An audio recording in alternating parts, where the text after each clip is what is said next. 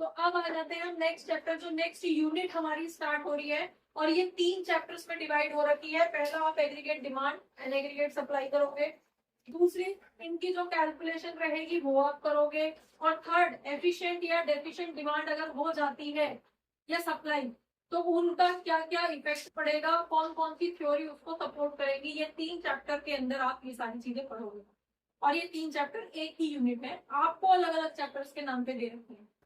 ठीक है, तो तीनों चैप्टर एक है, फॉर्मूले जो रहेंगे वो एक दूसरे से कोरिलेटेड रहेंगे। इन्वेस्टमेंट हो रही है तो उसका क्या फर्क पड़ रहा है, डिमांड से इन्वेस्टमेंट पे क्या फर्क पड़ेगा, कौन कौन सी चीजें इन्वेस्टमेंट के अंदर आएंगी। फिर वहां पे जैसे आपने कमर्शियल बैंक के अंदर मनी क्रिएट करना सीखा था कि बैंक किस तरह से मनी क्रिएट करते हैं, वैसे ही यहाँ पे उसी कॉन्सेप्ट को, उसी मनी मल्टीप्लायर को इन्वेस्टमेंट मल्टीप्लायर के नाम पे यहाँ पे क्रिएट करना सीखोगे। तो इस चैप्टर के अंदर भी आपको बहुत सारे क्वेश्चंस, बहुत सारे न्यूमेरिकल्स मिलेंगे कैलकुलेट करने के लिए। Done, fine. और अगेन इन तीनों चैप्टर्स, क्योंकि ये एक ही यूनिट के अंदर आते हैं, इन तीनों चैप्टर्स में से भी आपको लगभग 7 से 8 नंबर का पेपर मिलेगा ही मिलेगा, फॉर श्योर मिलेगा, जिसमें से एक न्यूमेरिकल होता है, इन्वेस्टमेंट का आता ही आता है, और बाकी एमसीक्यू, शॉर्ट क्वेश्चन, 2 नंबर के क्वेश्चन, 3 नंबर के क्वेश्चन भी कई बार आ जाते हैं जो आपको मिलेंगे ही। तो आप यहाँ पे जो भी ग्राफ्स बनाए जाएंगे, जो भी कॉन्सेप्ट होंगे, जो भी उनसे रिलेटेड पॉइंट्स होंगे, उनको बहुत ध्यान से समझना। ठीक है, क्योंकि वही क्वेश्चंस डायरेक्टली इनडायरेक्टली आपसे पूछे जाते हैं। कोई भी पेपर उठा लो पिछले सालों का, 10 सालों का, 15 सालों का, एक भी पेपर ऐसा नहीं मिलेगा जहां से आपको एफिशिएंट डिमांड, डेफिशिएंट डिमांड या इससे रिलेटेड, इन्वेस्टमेंट से रिलेटेड आपको क्वेश्चन ना मिलेगा, जरूर मिलेगा। शॉर्ट लॉन्ग सब तरह के। ठीक है, तो अब हम वापस आ जाते हैं अपने टॉपिक पे, aggregate demand and relative concept. इससे रिलेटेड जो भी कॉन्सेप्ट होंगे वो आप यहाँ पे करोगे। तो पहले तो आप मुझे ये बता दो डिमांड क्या होती है। 11th क्लास में पढ़ के आए हो डिमांड, बोलो। अच्छा सब, अब कोई नहीं देगा मेरी तरफ, सबने नहीं हाँ जी बेटा, मैं तो पैसे की नाम लेके खड़ा कर दूंगी। खड़ा था स्कूल तो नहीं है, क्लास में नहीं है, पर क्या होती है डिमांड। जब तक डिमांड नहीं करोगे तब तक एग्रीगेट कैसे करोगे उसको। एग्रीगेट का मतलब क्या है, टोटल। क्योंकि जब हमने खाली डिमांड पढ़ी थी वो माइक्रो पढ़ रही थी, एक कंज्यूमर कितनी डिमांड जनरेट कर रहा है, एक सप्लाई, एक कंपनी कितनी सप्लाई कर रही है, हमने ये पढ़ा था माइक्रो लेवल पे। अब हम मैक्रो पढ़ रहे हैं, तो मैक्रो का मतलब है कंट्री के अंदर टोटल कितनी डिमांड जनरेट हो रही है। तो टोटल पे तो बाद में आएंगे, पहले एक ये तो बताओ डिमांड क्या होती है। टफ क्वेश्चन है ना, वेरी टफ क्वेश्चन। किसका डायलॉग है, प्लीज माइंड रिफ्रेश तो हुआ है, स्माइल सी तो आई थोड़ी सी। हाँ जी, किसका डायलॉग है, वेरी टफ क्वेश्चन।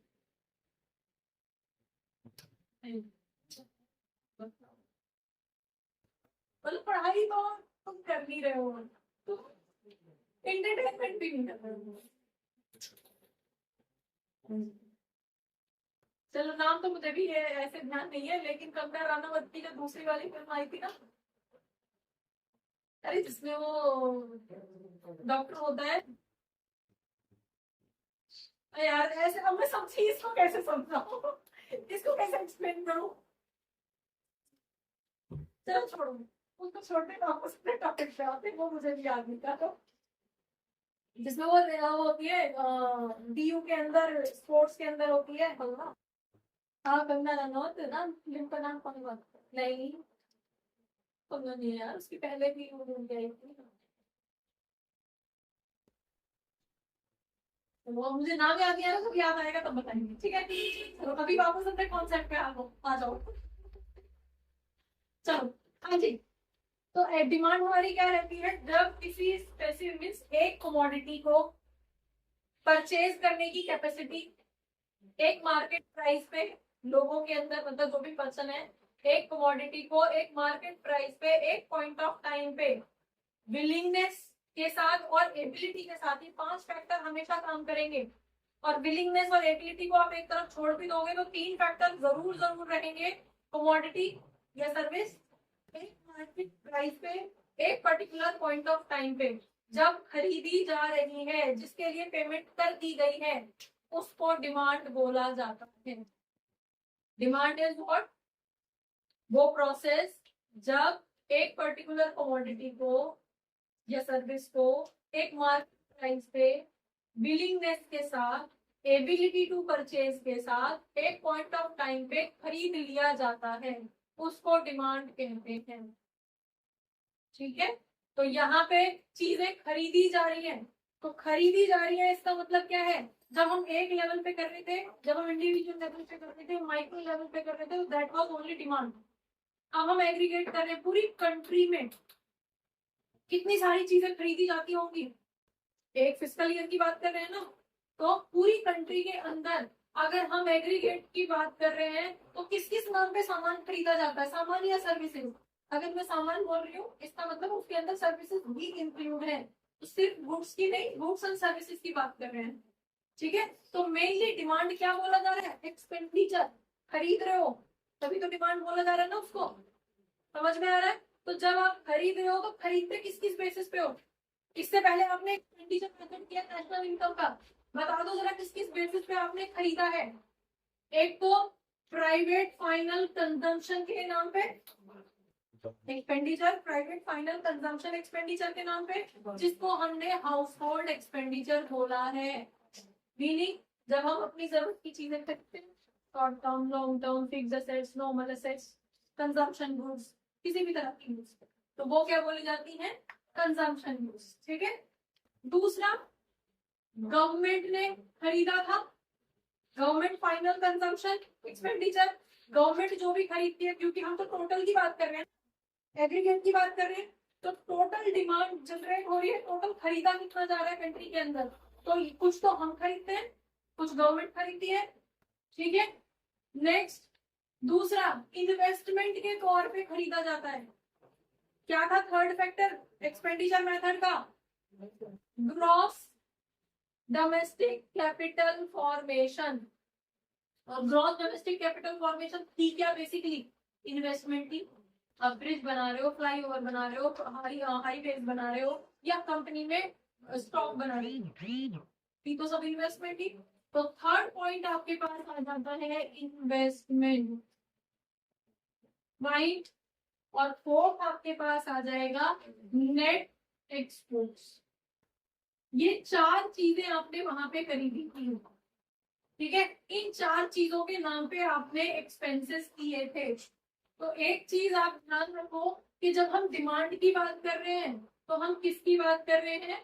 एक्सपेंडिचर्स की बात कर रहे हैं, खर्चों की बात कर रहे हैं। क्लियर है? Done done. तो फाइनली अब हम यहाँ पे कोई नेशनल इनकम तो कैलकुलेट कर नहीं रहे एक्सपेंडिचर मेथड से, हम ये बोल रहे हैं कि एक्सपेंडिचर किन किन नामों से हो रहा है। अलग अलग नाम हो सकते हैं, लेकिन पर्पस क्या क्या है? या तो कंज्यूम हो रहा है इसलिए खर्च कर रहे हो, या फिर इन्वेस्ट कर रहे हो इसलिए खर्च कर रहे हो। इन चारों पॉइंट ऑफ व्यू से, इसके अलावा तो कोई खर्च होता नहीं है, तो किसी में तो जरूरत है। लेकिन ये चारों भी मेनली किसके नाम पे खर्च हो रहे हैं? किस नाम पे खर्च कर रहे हो? किस नाम पे परचेज कर रहे हो? या तो कंज्यूम करने के। अब गवर्नमेंट भी हम जब पर्सनली कर रहे हैं तो हम तो अपने कंजम्पशन के लिए ही कर रहे हैं, लेकिन अगर गवर्नमेंट भी कर रही है तो गवर्नमेंट भी या तो सामान खरीद के राशन बांटने के लिए या कुछ भी, या तो कंज्यूम करने वाला सामान खरीद रही है, ठीक है, या फिर कैपिटल फॉर्मेशन के लिए, इन्वेस्टमेंट के लिए खरीद रही है। हॉस्पिटल बना रहे हैं, हाईवे, फ्लाईओवर, कॉलेजेस वगैरह वगैरह, स्कूल्स वगैरह वगैरह। तो किस नाम पे? दोनों में से दो ही पर्पस है, और तो कोई पर्पस नहीं है गवर्नमेंट का। ठीक है, नेक्स्ट इन्वेस्टमेंट, जब कैपिटल फॉर्मेशन हो रही है, बिल्डिंग्स वगैरह बनाई जा रही है, तो अगेन इन्वेस्टमेंट आ गया लॉजिक। और नेट एक्सपोर्ट, कोई भी चीज अगर एक्सपोर्ट हो रही है तो वो या तो बिजनेसमैन कर रहे हैं, कंपनीज कर रही है, तो अगेन इन्वेस्टमेंट आ गया। ठीक है, और अगर हम कुछ एक्सपोर्ट कर रहे हैं तो एक्सपोर्ट का मतलब क्या हो गया? उसी रेफरेंस को, या इंपोर्ट कर रहे हो, दोनों का डिफरेंस। तो एनी हाउ ये जो डिमांड जनरेट हो रही है, ये वाली जो डिमांड जनरेट हो रही है वो या तो कंजम्पशन के नाम पे हो रही है या फिर इन्वेस्टमेंट के नाम पे हो रही है। यहीं से आपका फॉर्मूला बन जाता है, aggregate demand is equals to consumption plus investment. Clear हो गया? समझ में आ गया यहाँ तक? तो अब यहाँ पे ये जो इन्वेस्टमेंट है ये ऑटोनॉमस है। इन्वेस्टमेंट हम मान के चल रहे हैं गवर्नमेंट कर रही है, और गवर्नमेंट अगर इन्वेस्टमेंट कर रही है तो इनकम आए या ना आए, जब उसने उसका टारगेट है कि इस फिस्कल ईयर में हम इतना पैसा खर्च करेंगे, इतने हजार करोड़ हम फ्लाईओवर बनाने में खर्च करेंगे, इतने हजार बनाने में खर्च करेंगे, वगैरह वगैरह जो भी उसकी प्लान है, तो वो तो इनकम से पहले ही है ना, तो वो तो है ही, तो वो तो ऑटोनॉमस है।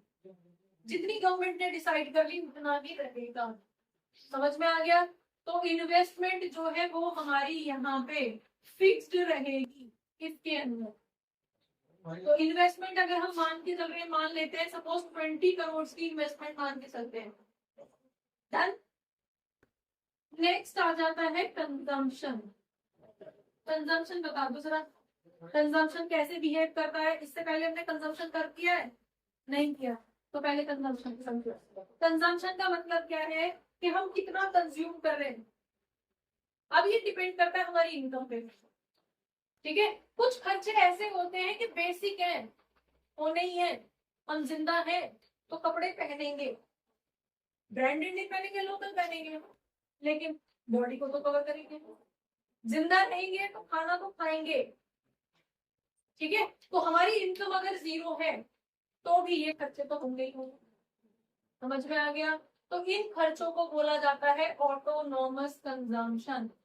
समझ में आया? ये फिक्स है, होंगे ही होंगे। जैसे हमने यहाँ पे ये फिक्स होगी, इसको हमने क्या बोला था? ऑटोनॉमस। Autonomous investment.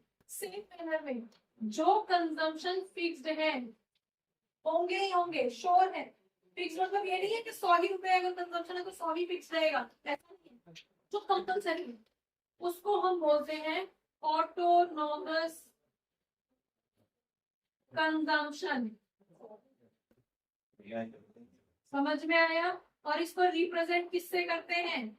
इसको रिप्रेजेंट करते हैं सी के ऊपर एक बार लगा दिया जाता, तो इसको हम बोलते हैं सी बार।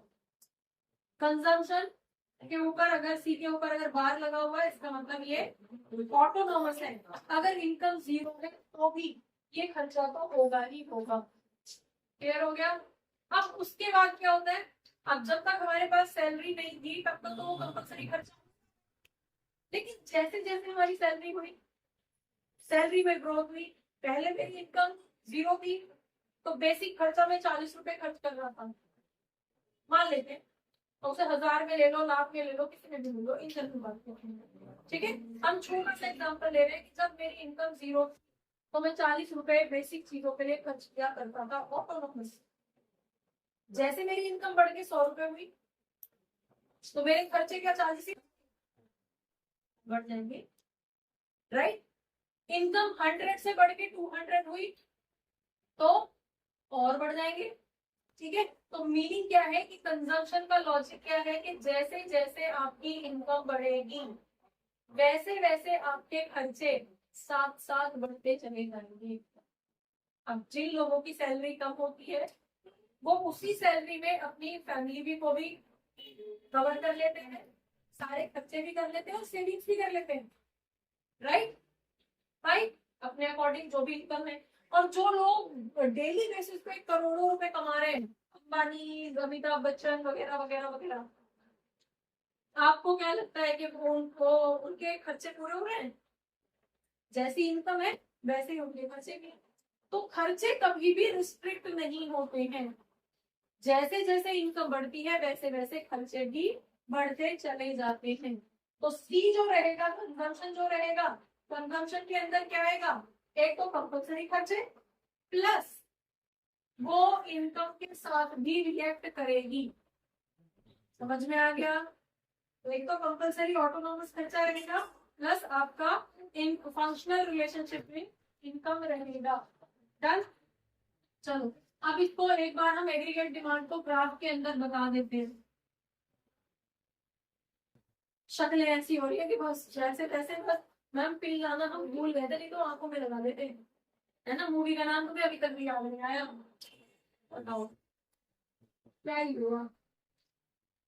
हाँ जी, सुमित में तो कोई फर्क नहीं पड़ता, चाहे आप हंसी की बात कर लो, चाहे आप मजाक की बात कर लो, चाहे आप पढ़ाई कर लो, वो चुपचाप ऐसे ही होता है जरा बहन। हंसने की बात करो। हाँ जी, थोड़ा माइंड रिफ्रेश हो जाता है। चलिए करें आगे, शुरू करें। चलिए अब हम यहाँ पे दिखा रहे हैं एग्रीगेट डिमांड। कंजम्पशन का कॉन्सेप्ट क्लियर हो गया। कंजम्पशन क्या होता है, क्योंकि एग्रीगेट डिमांड का फॉर्मूला क्या है, कंजम्पशन प्लस इन्वेस्टमेंट, राइट। तो अगर हम यहाँ पे सपोज आउटपुट दिखा रहे हैं कि हम कितना आउटपुट की डिमांड जो है वो जनरेट हो रही है, सॉरी यहाँ पे हम दिखा रहे हैं इनकम और यहाँ पे एक्सपेंडिचर, आउटपुट की तो बात ही नहीं कर रहे हैं। यहाँ पे हम दिखा रहे हैं इनकम और यहाँ पे हम दिखा रहे हैं एग्रीगेट डिमांड। एग्रीगेट डिमांड का मतलब क्या है, सी भी यहीं पे दिखाएंगे और आई भी यहीं पे ही दिखाएंगे, खर्चा कितना होगा, ठीक है। डन। इनकम, इकोनॉमिक्स के अंदर इनकम को वाई से रिप्रेजेंट किया जाता है। एक्सेस कौन सा है ये, एक्स। तो जब कल को, अभी तो सबकी आंखें बंद हो रही है ना, और जब कल को खुद से बैठा होगा तब होगा नहीं, ये तो एक्सेस होता है, ये बाई क्यों लिख गया, ये याद रखना। यहाँ हम इनकम शो कर रहे हैं, एक्स एक्सिस पे इनकम शो कर रहे हैं, और इकोनॉमिक्स के अंदर इनकम को वाई बोला जाता है, क्योंकि आई के लिए तो हम इन्वेस्टमेंट बोलते हैं। समझ में आ गया, आई से इनकम डिनोट नहीं होगी, इन्वेस्टमेंट डिनोट होती है, क्लियर।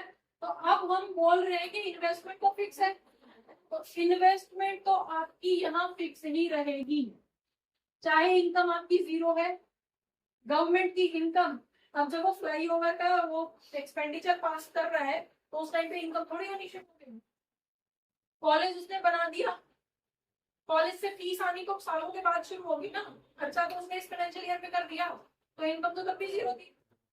अब जब कॉलेज से फीस आनी शुरू हो गई, तो रोड से, हाईवे से टोल टैक्स आना शुरू हो गया, तो भी ऐसा, क्योंकि अब गवर्नमेंट की इनकम जनरेट हो गई इसलिए एक और पैरेलल रोड बना दो, ऐसा तो नहीं होता। एक और दूसरा कॉलेज इसी के साथ खड़ा कर दो, ऐसा नहीं होता, ठीक है। तो जो इनकम आपकी रहे या ना रहे, इनकम जब जीरो है तब भी इन्वेस्टमेंट इतनी ही थी।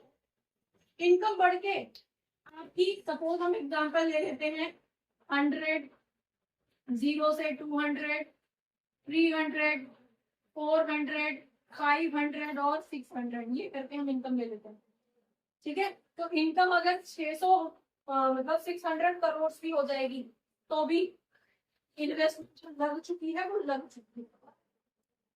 समझ में आ गया, तो वो तो फिक्स है। डन। कंजम्पशन पे आ जाते हैं, ये कितनी थी, ये थी हमारी 20, राइट। इन्वेस्टमेंट 20 थी। डन। हम यहाँ से कर रहे हैं, ये 20, ये 40, ये 60, ये 80 ऐसे कर रहे हैं। अब कंजम्पशन कितना है, एक स्केड्यूल बना लो जरा यहाँ पे। स्केड्यूल किसको कहते हैं, इनकम 0, 100, 200, 300, 400, 500 और 600, ठीक है।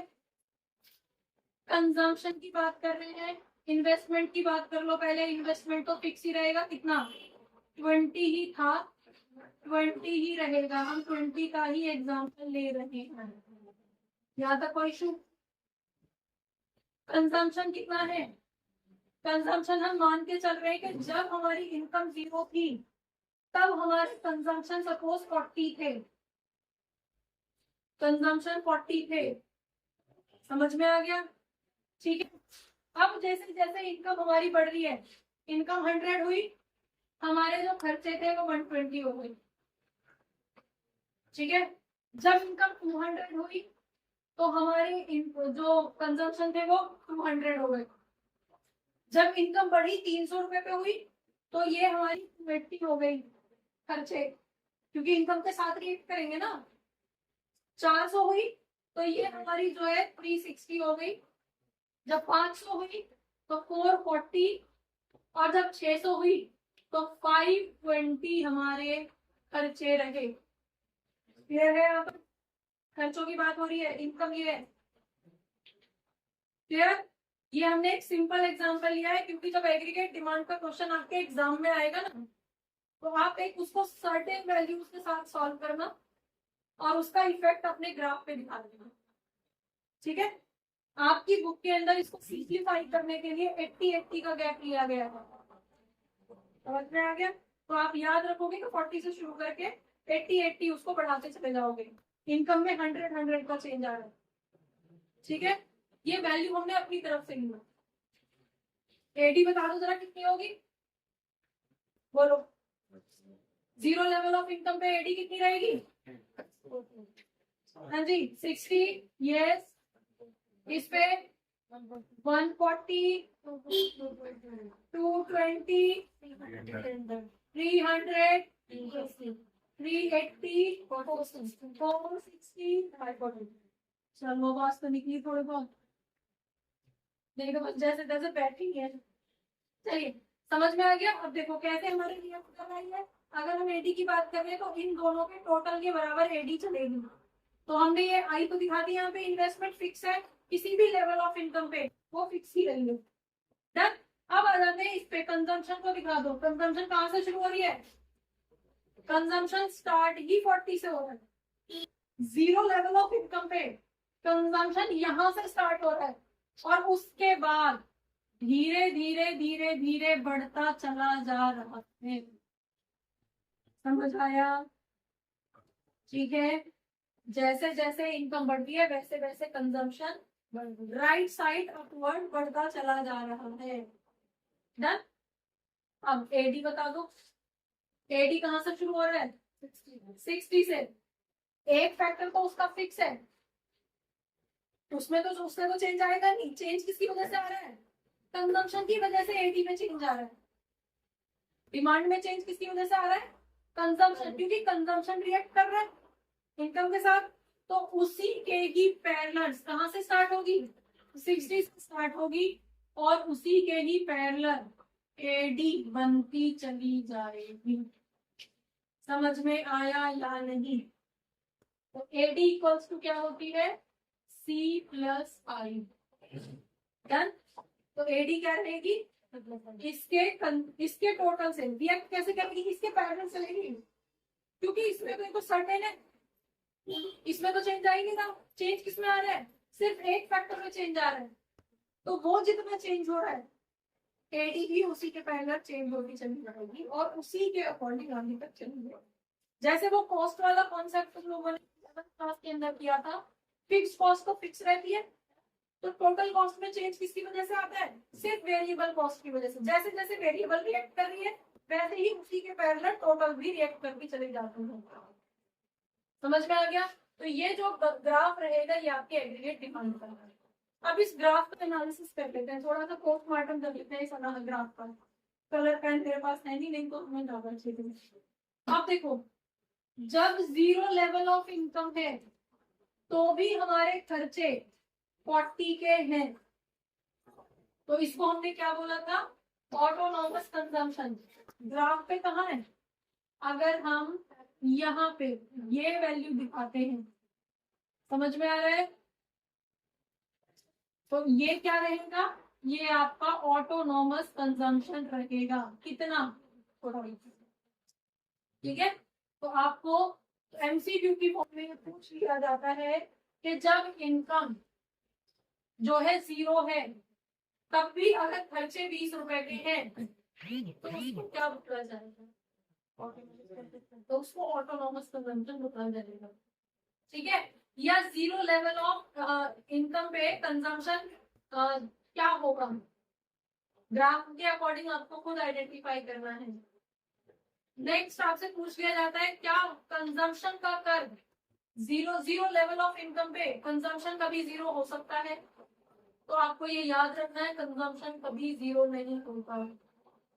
नेसेसिटी करोगे ही करोगे ना, करोगे ना, तो खर्चा तो होगा ही। इनकम नहीं भी है तो भी आप किसी से मांग के उधार लेके खाओगे, अपनी जो सेविंग्स है उसमें से निकाल के करोगे, लेकिन जो जरूरी खर्चे हैं वो तो होंगे। तो कंजम्पशन कभी भी जीरो से स्टार्ट नहीं होगा, ग्राफ के अंदर कंजम्पशन जीरो से स्टार्ट कभी नहीं होगा।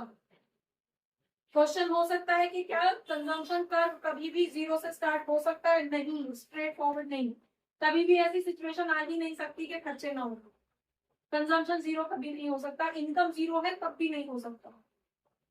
ठीक है, क्लियर? अब इन्वेस्टमेंट हमारी फिक्स है, कंजम्पशन का इनकम के साथ फंक्शनल रिलेशनशिप होता है।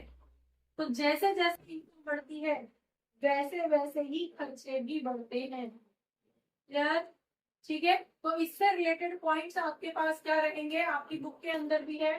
फर्स्ट पॉइंट आपको दे रखा है कि इसका जो फॉर्मूला है AD equals to C plus I होता है, कि AD का ग्राफ C और I के टोटल के बराबर से स्टार्ट होगा और उसी वैल्यू पे चलेगा। डन? स्टार्ट यहां से होगा दोनों के टोटल से, और रिएक्ट वो फिर किसके, कंजम्पशन लाइन के पैरेलल चल के करेगा। डन? नेक्स्ट आपके पास कंजम्पशन हमेशा पॉजिटिव रहेगा, पॉजिटिव जीरो मोटिव, कंजम्पशन हमेशा पॉजिटिव रहेगा। कंजम्पशन की वैल्यू कभी भी जीरो नहीं हो सकती, नेगेटिव तो पॉसिबल ही नहीं। ठीक है, तो कंजम्पशन इनकम जीरो होगी तब भी वो पॉजिटिव, उसकी वैल्यू जरूर आपको वहां पे दे रखी होगी। नेक्स्ट पॉइंट है स्लोप ऑफ कंजम्पशन कर्व। अब कंजम्पशन कर्व का स्लोप कितना,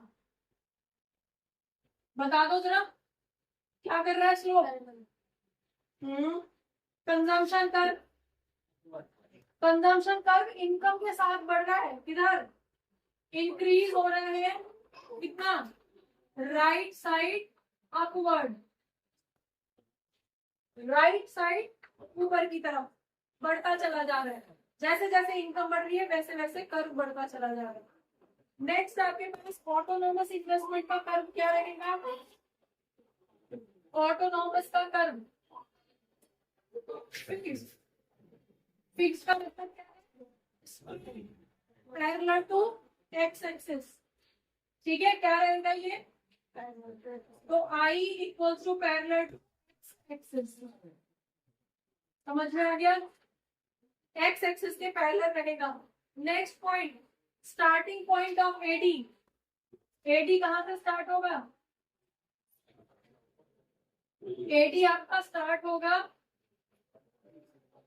AD स्टार्ट होगा कहां से, C प्लस I से, दोनों के टोटल से। ये इन्वेस्टमेंट थी, ये कंजम्पशन था, इन दोनों का जो टोटल आएगा 60, वहां से AD को स्टार्ट करोगे। और उसके बाद में AD क्या बिहेव करेगा, उसके बाद में AD किसके बराबर चलेगा, देन आपका जो 6 पॉइंट रहेगा AD फिर पैरेलल चलेगा किसके, कंजम्पशन करके पैरेलल चलेगा। डन? तो आज के लिए आपको इतना ही